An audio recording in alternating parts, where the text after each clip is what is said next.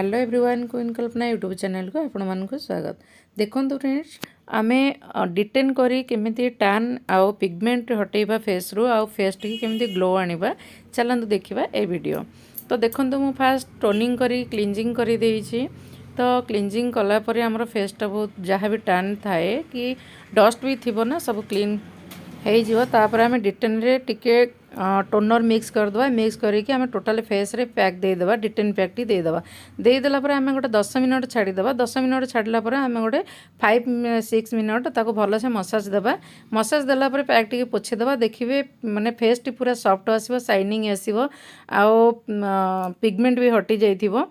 तापरे देखंतु प्रति मास को जदि आपण माने एटा को गोटे थर किंबा 15 दिन रे 15 दिन का डिफरेंस रे करिवे माने मास को 2 थर तो कले बहुत बेनिफिट आस्ता है फेस रे।